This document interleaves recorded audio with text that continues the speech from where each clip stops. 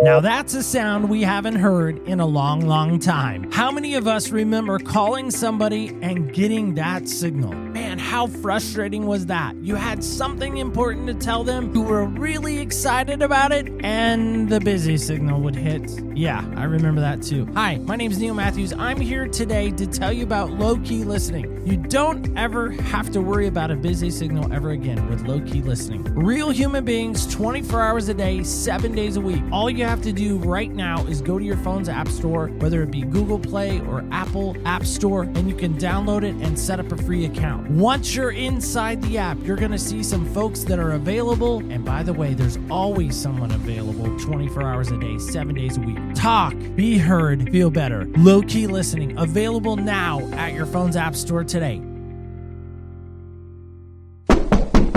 They say opportunity knocks, but what if it's not opportunity? What if it's something or someone else? A familiar voice from the past, a chance you've been waiting for, a mistake you thought you left behind, or maybe something far bigger than you imagined.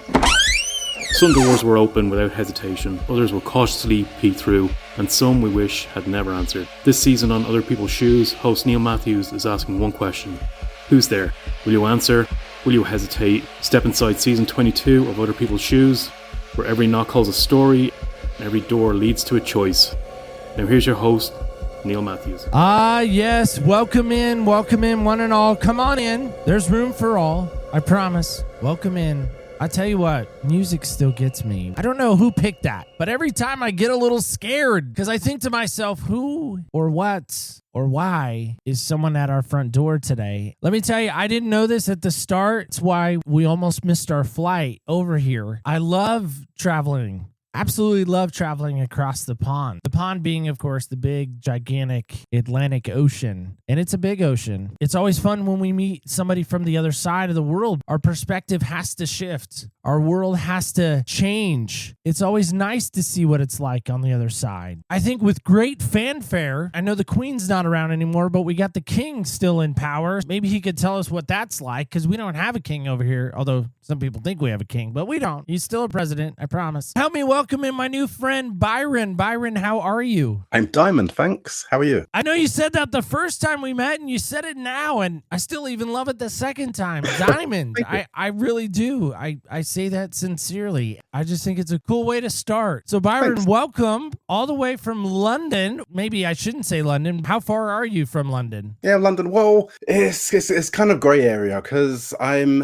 on the south border of London. I'm technically in a home county called Surrey. I'm in the London borough of Croydon. So it's a bit confusing. It's a bit confusing. I just say London just to make it less confusing. Told you before we started, I've never been to London. One day, maybe. Yeah, why not? It's a nice place. Why not? It sounds fun. Is it cold there quite often? It's not so bad. I mean, we've had a very nice year this year. It doesn't usually get too hot. I don't think it gets too cold. Coldest is, I don't know, around like 0, I guess, maybe sub like -2, -3. This year we've had a really, really nice summer. We had about 4 heat waves or something. So we've approached like 28, 30 degrees, which is really nice. Today it's a warm day for this time of year because it's quite nice outside now. So in Oregon, it gets to be about 104 Fahrenheit. 104. Okay. It can, as hot as high as 104. We usually hover around 98, 100, somewhere in there. I'm trying to convert that. Yeah, to I was Celsius. just gonna I'm not say, good in Fahrenheit. Yeah. I think, what is it, minus 30 and half? I think that's the best way. So 104, 74. Okay, you know, it's hot, like around 34, 35. That's hot. Yeah, and then it gets to be in the winter time. It gets to be like sometimes even 20 degrees, 25 degrees. Wow. That, again, Fahrenheit, right? So Wow. Yeah. So yeah, that's cold. It's cold. We even get Roughly snow cold. sometimes. Last year we got snow on the ground. So don't get that in England. Just saying. We get snow here. It's not so bad. It's not so bad. Yeah, well, tell the people driving that. It is bad because they don't know what they're doing. All right, now that we have the weather down, now that we had some weather talk, but on ching, that's a really lame joke. Maybe it's still flying over Heathrow Airport, maybe, perhaps. That's all I know, really. T and people at Buckingham Palace. I don't know what those guys are called, but and then the red telephone booths, you have those too. I don't know much about England. You do. Yeah. And you like soccer. So not really. No, Not you really. don't? No. Well, I don't. I mean, there is a massive following of obviously. Of course, It's the national sport, but I don't. I've never really liked football. See, when you say football, I think of American football. American football. No. Yeah. I don't think I've ever called it soccer. In fact, that's possibly the first time I've said that word. We're breaking some firsts for Byron Yeah. today. I love it. I love it. Well, Byron, help us with this. What size shoes? Now, you can tell us European size. I always love that. What size shoes do you wear? What size shoes? I wear a UK 10. I think we're one size below yours. So I think I would wear a US 11. Yeah, I was just going to say, I think you'd wear a US 11 because I wear a US 11. A lot of times they'll say UK 10. So I think we're right there. So we're wearing the same size shoes, which is always good. Yeah. As far as trying to fit into your shoes metaphorically. Yeah, that's good. It's easy to get in those shoes. Sometimes somebody gives me a pair of shoes or a size of shoes, especially guys. We ask guys, we don't ask women. Apparently that's inappropriate to ask them their shoe size. I don't know. Somebody told me that. And so sometimes I'll think to myself, and how am I going to get into an 8.5? Can you imagine? Like you imagine that right now too. It would be uncomfortable. Yeah. It's a silly way to start perhaps, but it also sets the tone that sometimes the conversation might be uncomfortable or the conversation might be so oversized or heavy. And so that's part of the reason why I asked that question. Now, good. I know for some, they may not recognize these brands, but help us. Is there a brand of shoe that you like more than another? Relatively recently discovered the delights and the comforts of Skechers. Skechers, the cushion for it. Yeah, now I don't think I'll go back. I don't really want to habitually wear another type of shoe that doesn't have that cushion support there. Don't want to sound like a Skechers advert, but I'm sold. I'm sold. I hate Skechers. To each their own. That's fine. Listen, I absolutely hate them. I hate the way they look. I've never put them on. You said you never said the word soccer till this moment. I'm sorry to get you choked up, buddy. I know we just met, getting you choked up. Please forgive me. I will never. I emphasize never. Why? What? I never will wear them. Never. Have you worn them before? Never. No. Never ever will I ever. I know in the movie American Tail, he's told Feifel, don't ever say never. I hate them. Fair enough. I'm not judging your shoes, Byron. Maybe a little bit. Well, you can hate them. That's not going to affect my enjoyment of them. That's absolutely fine. They're still as comfortable as they were. That is brilliant on so many levels. Think about what you just said. You can hate them. That's not going to affect my enjoyment. That's brilliant already. I'm not kidding you. I'm stealing Diamond and I'm stealing that. Thanks. You're truly the poet of old, Byron. I think he was a poet. I might be wrong on that. He feels like he's from your area. Okay. Maybe that's who you're named after. I don't know. Well, let's press forward. My hatred is now known. I think Skechers will hear this and want to send me a pair of shoes, which I'll send them to you. I'm just saying, if it happens. Please do. So that'll work out. You're first on the list. Well, Byron, help me get the direction back again. This idea of someone at your front door, like who's there? I think everyone on some level has had a front door knock on their life type moment. Byron, what is your front door, or whom or what would be at your front door? I've had a couple of front door moments. Well, one in particular where someone was at my front door. There was a really loud knock, but I didn't answer it because of fear. I thought I'm not up to the task of answering it, so I'm just going to hide away in the hope that they just go away. But then it knocked again. The same person knocked again around 20 years afterwards, and I was like, hey, why not? Come on in. Let's do this. Who was that person? That thing was the opportunity to become a therapist. Because I found a beautiful truth, that too beautiful for words almost, but I tried to explain it to people, and I thought, oh my God, other people could benefit from this as well. And if I was a therapist, I'd be able to share it. I've got a speech impediment. I've got a stutter. And I thought, well, surely I can't be a counselor with a stutter. How does that make sense? How can I help people resolve their issues when I can't even resolve my own? That's just that sounded too hypocritical. So I thought, well, now let me just keep this beautiful truth to myself, maybe kind of talk to a few people every now and again and just benefit from it. Something happened where I was working for a company for ages. One of my colleagues left to become a solicitor. I didn't know that they were training to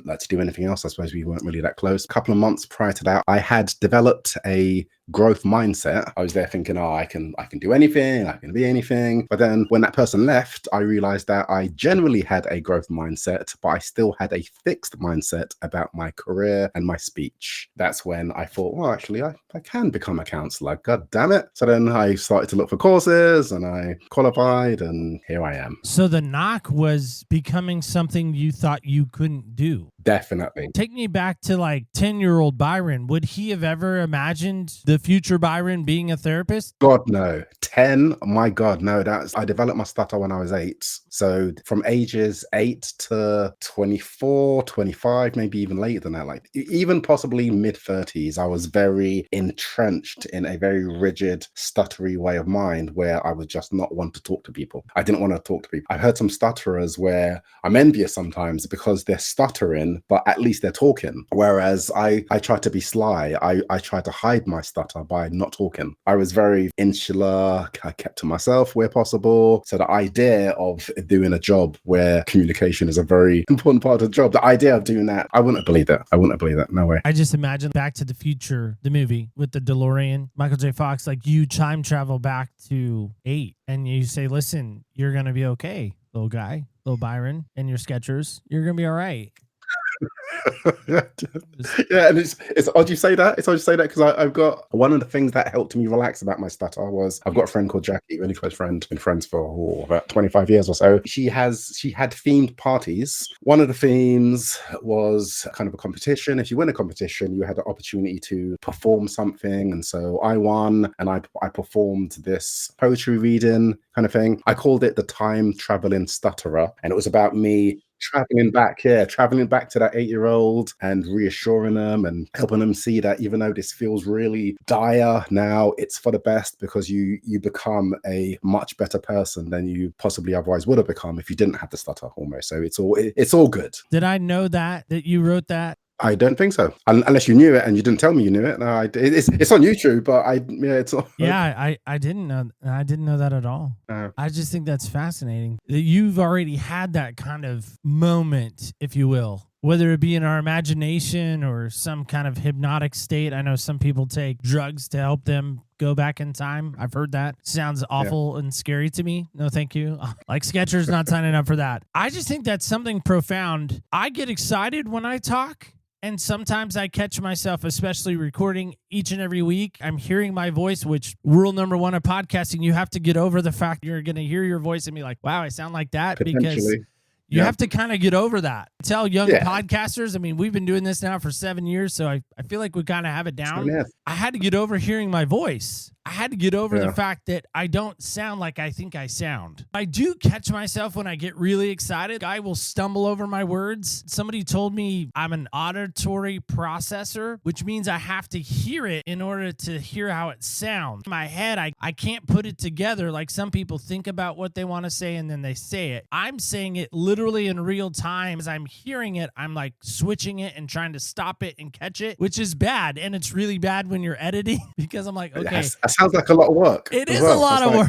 Editing is the worst. Start a sentence and I'm like, wait, let me nope, I don't, nope. And then I like have to catch it and figure out where I really asked the question. It's the worst. Yeah, oh God, I can imagine. But as a stutterer, I'm trying to think back, and our research didn't do a ton, so I'm going to have to fire somebody. Don't worry, they'll get unemployment. Trying to think, I don't think we've ever had anyone that has had a stuttering issue. We've had maybe some speech challenges. I think of the King's Speech. That helped me. Like I said, when I was growing up, I was quite insular. I had quite low self-esteem. So I think that would have been different if I knew that one of the monarchs had a really, really severe stutter. I mean, like hearing it, if the film's anything like real life event, his stutter was quite severe. Mine has never really been that severe. Like I said, I'm envious of people who have that kind of stutter, which is like for an extended length of time. Mine's never been like that. Mine presents as difficulty starting, but once I start, I'm usually fine. So mine's more, am I okay? That sort of thing. But once I start, I'm okay. It's just that it's just that initial syllable, it seems. But sometimes I do have that Mine is more characteristically an ability to start talking as opposed to stopping every now and again on certain sounds. So I had 2 sets of tubes in my ears when I was a kid. The second set,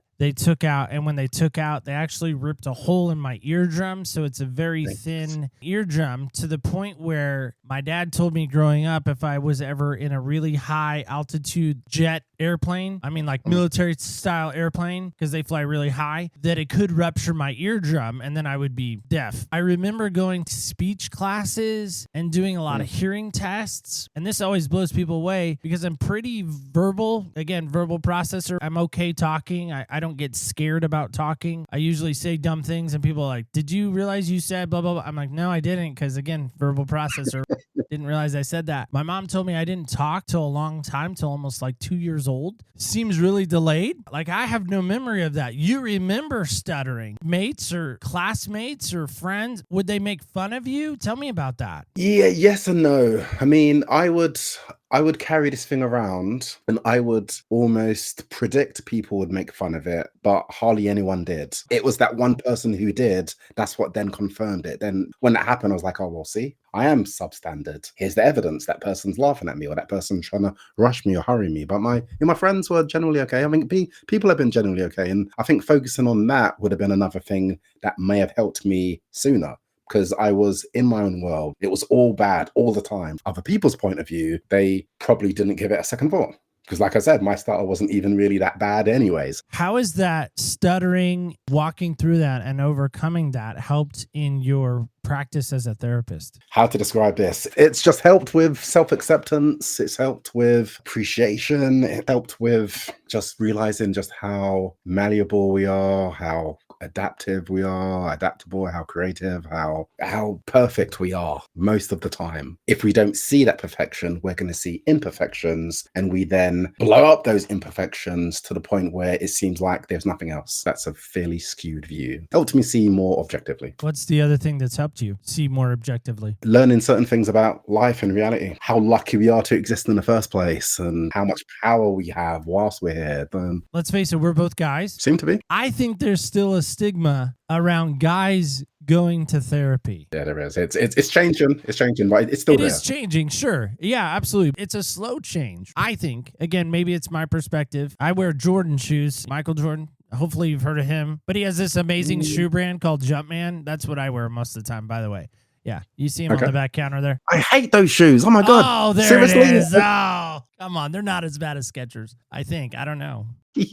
Listen, I've been to therapy 2 different times. And I remember the first time telling someone, and it took a lot of courage.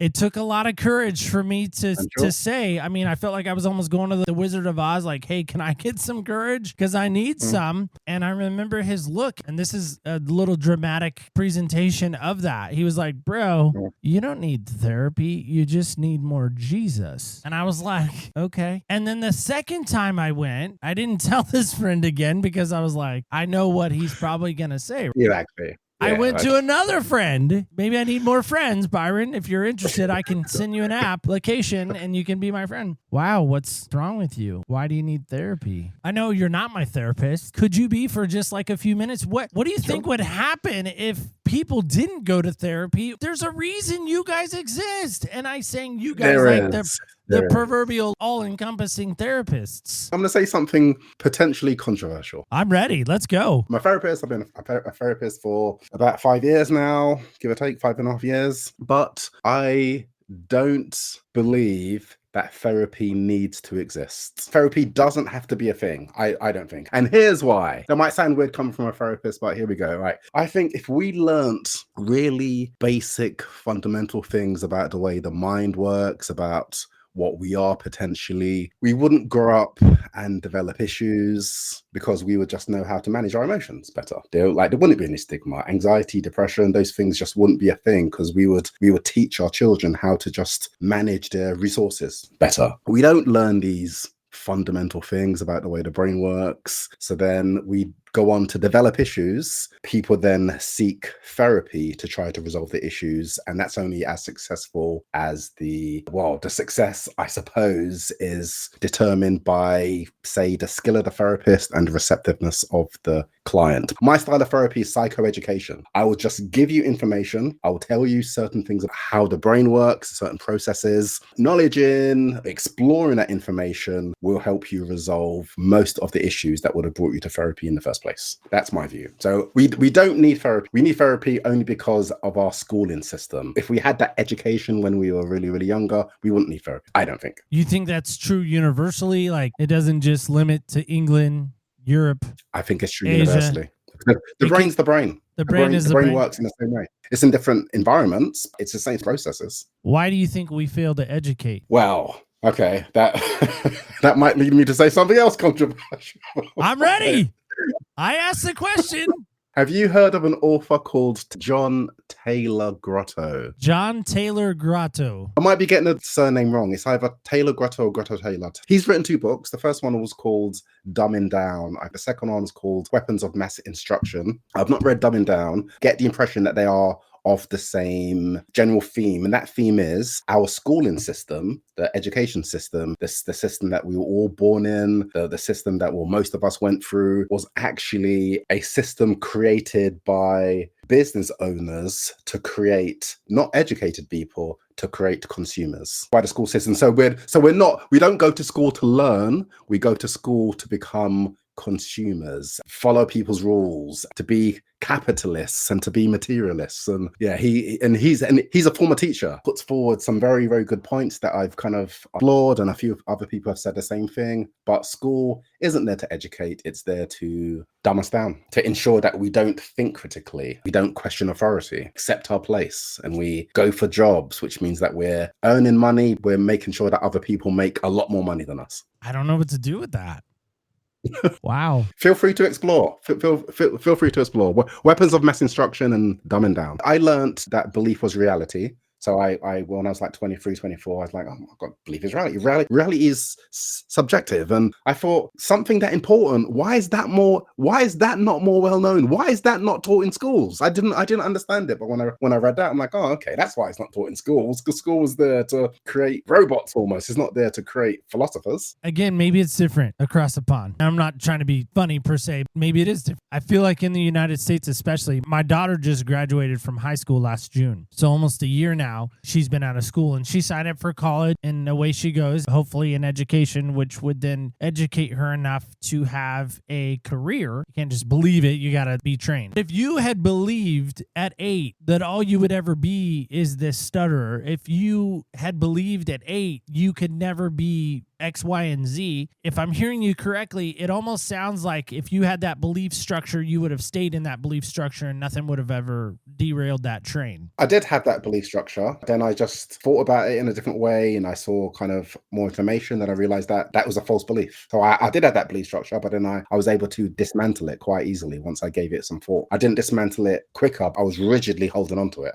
I thought, this is it. It was black and white. But then I thought, well, actually, no, it's gray. It's that color, and that color's good. If educators along the way had told you, this is all you're supposed to be. You're supposed to be this. You're supposed to be that. You're supposed to be this. You're never going to be that. Stop trying to be this, whatever. You have to settle for that. And it almost sounds like that's what you're saying is going on in our emotions and our feelings and all the things involving therapy is, as you said, we don't need it. Like if we had just been educated on the fact that we can fix ourselves, we can do the things. Because listen, there's some things in life that I know I can't do. And maybe it's because I don't have the skill or I don't have the time. It's probably more the patience than anything. As an example, my wife loves to decorate. She'll buy these like cabinets from Amazon. And when they come in obviously a box, in a flat box generally, and you have to put them together. And it's like Legos or Tinker Toys or an erector set. The screws that you got to put in, you got the little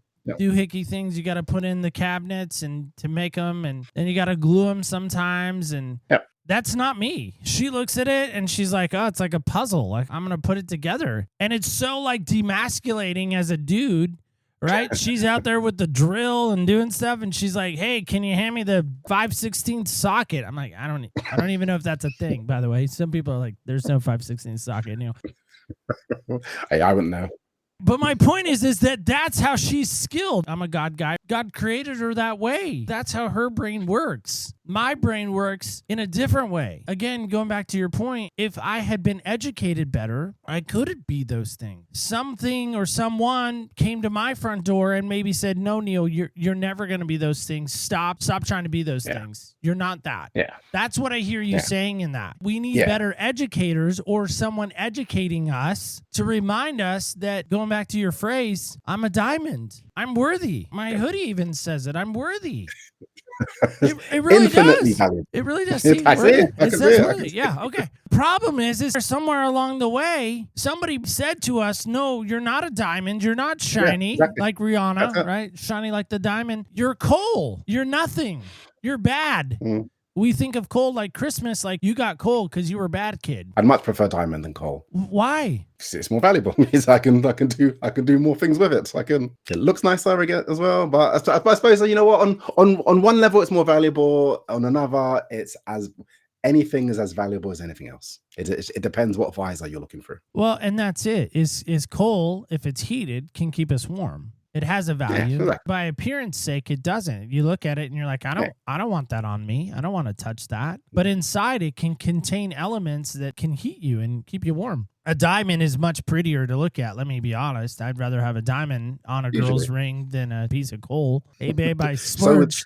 I got you this coal. You should hold on to that. My whole thought process is I think you are onto something. That I think so many times we are not educated as people. We jump on YouTube, we jump on all these social media platforms, and we think to ourselves, oh, they have the answer. Let me go over here. And we squirrel over here and we're like, okay, that's the right answer. And then we look over here and we're like, well, wait a second. Maybe that guy has the right answer. And we run from place to place to place trying to find the right answer. In your mind, where is the right answer? It depends what you mean by right. Right could be helpful. It can be true. So it depends what you want. In terms of going back to the education aspect, I think even if as children we were taught to have a growth mindset instead of a fixed mindset, just that one thing alone could have a massive impact. Because as you said, that's not happening. We're told you're this and you're that, and then we just take that on board. And it's not as if we are going to always remain that. I guess we're just going to find it more difficult breaking out the box because we think that box is our experience and our world. So a growth mindset would ensure that wouldn't be a thing. We would be encouraged to try or continue to try or to be creative and to persist despite challenges, as opposed to seeing failed challenges as a mark on our character. So do you think someone can learn to have a growth mindset, or they have it or they don't? Definitely. What do you think? Definitely. Well, I think both. I think we were born with a growth mindset. Everyone's born with a growth mindset. A boy wants to be a dancer, likes dancing. Someone in the family who thinks, well, no, dancing's not for boys. What are you talking about? Don't do woodwork instead. That means that boy could respond in one or two ways. They could respond with, well, actually, yeah, maybe they're right. They're the adults. I should take guidance from them. They've been around the block for longer, so I'm going to do what they say, and I'm going to just not live my dream. Another response is, I don't care what you think. I'm going to do what I want to do, and that increases the chances of that person being more independent, self-sufficient. Unfortunately, in that scenario, more typical response seems to be to just accept what the other person is saying, especially if they're like a family member or a trusted adult. It's almost like we're growth mindsets orientated, then we're told we have fixed mindsets and we believe it, and so we hold on to those fixed mindsets to whatever end. But we can learn to regain that growth mindset, because it's always there. It's just not kind of tended to, or it's not nurtured, or it's not developed. It's always there. I think I agree with you on the fact that it's not nurtured. You know, some would even say it's a muscle that we don't exercise. Exactly. I think if we told anyone in our sphere, younger alike, you can be that. Like my daughter says, Dad, I want to be an ultrasound technician. I didn't once say to her, are you sure? It's a lot of school. Good. Yeah, good. Just said, hey, what do you need? It's tough. I did tell her that. I did tell her it was tough. I said, hey, I've asked some people. They told me it was highly competitive being an ultrasound technician. I said, do you know that? She goes, yeah, I was told that. I don't care. I'm going to do it. You saying it's tough. Surely that's you just managing her expectations as opposed to putting her off.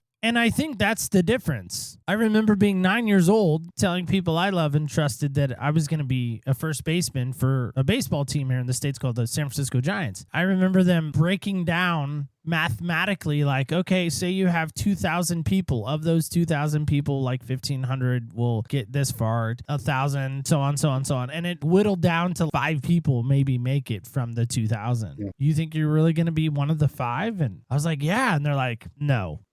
Think of something else. Well, what if somebody had said, hey, let's figure out a way to get you to be exactly one of the 5? Immediately, we're like dream crushers. I don't see that at like the county bazaars, woodworking, or the craft fairs. Like, they have dream catchers. They should have dream crushers. What is this? Oh, it's a dream crusher. What is that for? Well, when someone has a dream, you can just crush it.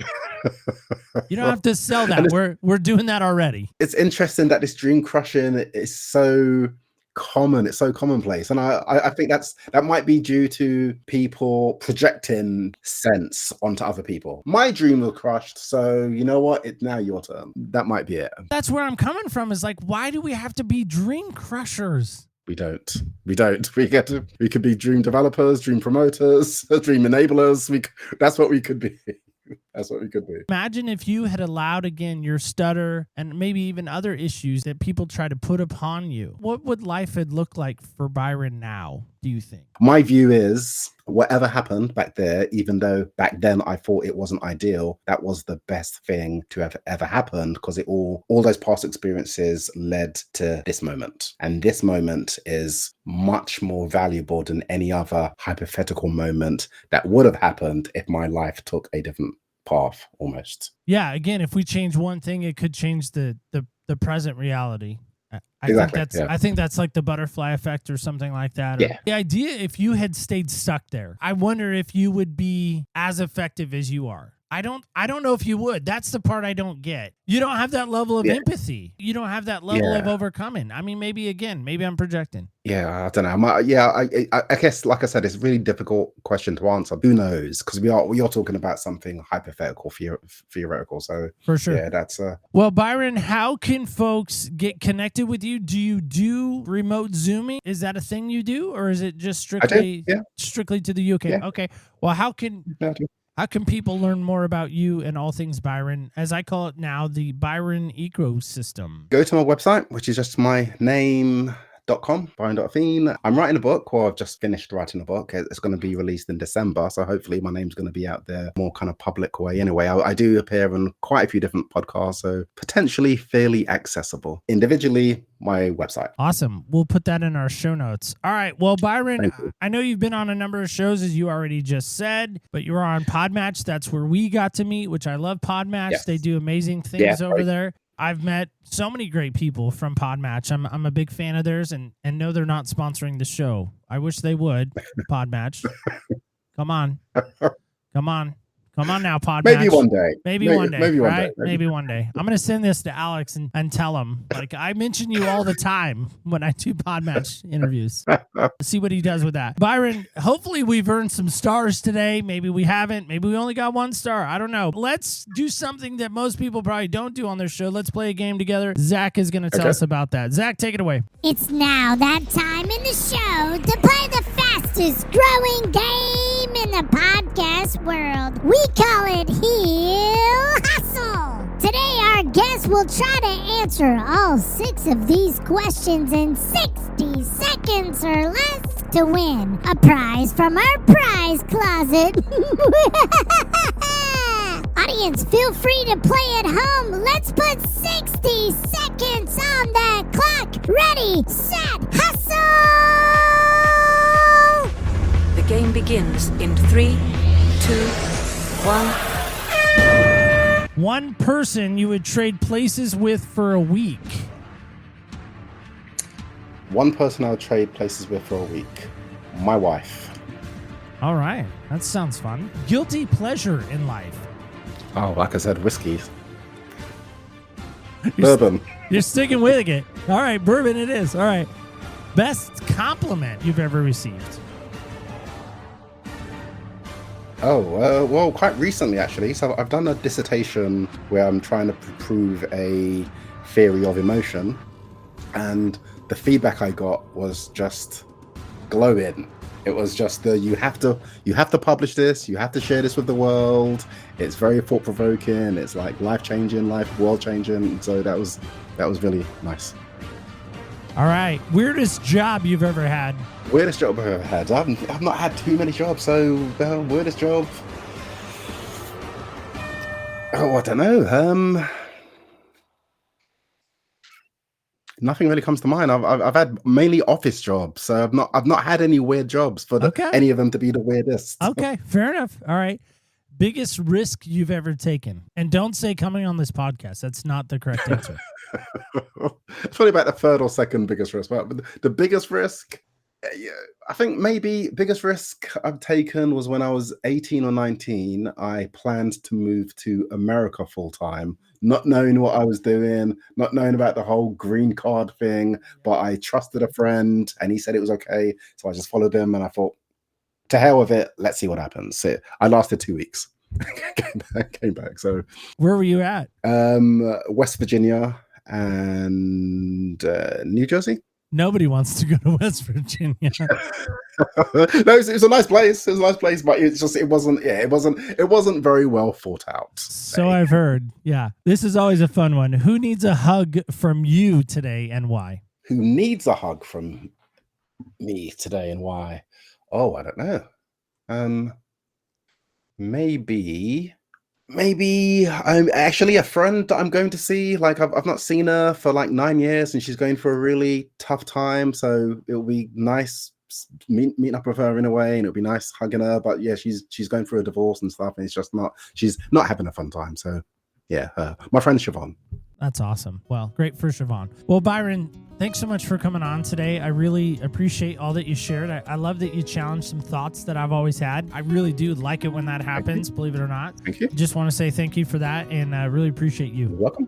Thank you. It was a great. I had a great time. It was very fun. It's very it's insightful and. All right, guys and gals, kids and campers alike. That is it. That is all. That is in fact our show today. As we get out of here today, I want to ask you a question about what Byron said. Did you catch it? If not, maybe rewind it a few times. Are you being educated? Are you taking what is being told to you as fact? That's all you're ever going to be. Is that you right now? Is that the Skechers shoes that you're in right now? Are they? Because let me tell you, you can take those Skechers shoes off. You can. I mean, they may be comfortable. Maybe you've gotten used to the fact that that's how you're going to be. You're like, no, Neil, that's my comfort zone. Don't mess with my comfort zone. Okay, but there's a thing called getting out of your comfort zone. It's like a synergized word these days. Let's get out of our comfort zone. Okay, so today I ask you this. What can you do to step out of that comfort zone? And maybe, I don't know, just maybe, like Byron said, like a diamond, look at a new facet of your life. Look at a new way to change. You don't have to do it all at once. It's just like a baby step thing, like one thing I can do this week. Let me know. What's the one thing you're going to try to do to start to maybe make a change? Maybe it's make a plan first. OPSpodcast.com is a great place to let me know. You can let me know, of course, on the socials at OPS Podcast Show under Facebook, Instagram, and X. That's where we are. I love to hang out on Instagram. Join me there if you want. And don't forget this when we go. Remember, when you walk in other people's shoes, you really do get a different perspective on life. I want to thank you so much for listening. Stay tuned till next week when, guess what? That's right. We're going to walk in other people's shoes.